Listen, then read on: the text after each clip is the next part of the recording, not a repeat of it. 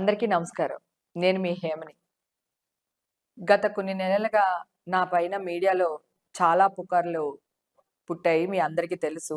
Media వాళ్ళు 35 సంవత్సరాలుగా నేను సంపాదించుకున్న పరువుని ఎలా భూస్థాపితం చేశారో మీ అందరికీ తెలిసిన విషయమే.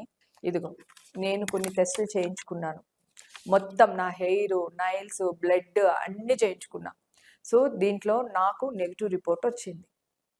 ఇది ఆల్రెడీ మీకు ఛానల్స్‌లో నేను రావడం జరిగింది. చెప్పడం గూడా జరిగింది. ఇప్పుడు ఈ వీడియో తీయడానికి మెయిన్ కారణం ఒకటే.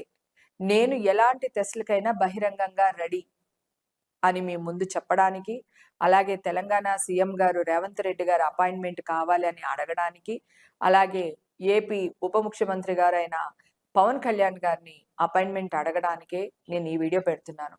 నన్ను ఒక టెర్రరిస్ట్ లాగా ఒక ఏమంటారు జిహాద్‌కి వర్క్ చేసిన దానిలాగా ఈ మీడియా నా మీద ప్రచారం చేసింది. నేనిప్పుడు వాళ్ళ దగ్గర ఎలా ఎళ్ళాలి? ఎలా అప్రోచ్ అవ్వాలో కూడా తెలియకుండానే ఈ వీడియోని పెడుతున్నాను. నన్ను మీడియా వాళ్ళు బ్లాక్‌మెయిల్ చేశారు. సెటిల్‌మెంట్‌కి రమ్మని పిలిచారు. హ్మ్. కొంతమంది పెద్దవాళ్ళు కాంప్రమైజ్ చేస్తానని పిలిచారు. నాకు మీడియాకి గొడవలు లేవు. నాకు మీడియాకి ఏముంటాయి? నేనెందుకు రావాలి? నేనే తప్పు చేయలేదు. నేను తప్పు చేయలేనప్పుడు సెటిల్‌మెంట్‌కెందుకు రావాలి? నన్ను ఎవరెవరు బ్లాక్‌మెయిల్ చేస్తున్నారో వాళ్ళ ఫోను నంబర్స్ ఉన్నాయి నా దగ్గర. ఆ నంబర్ కూడా మీకు తొందరలోనే నేను అప్‌డేట్ చేస్తాను మీకు ఆ నంబర్‌ని. అందరికీ నమస్కారం.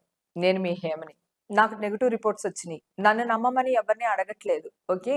నేను ఎలాంటి టెస్ట్‌లకైనా బహిరంగంగా రెడీగా ఉన్నానని చెప్పడానికి మాత్రమే ఈ వీడియో పెడుతున్నాను.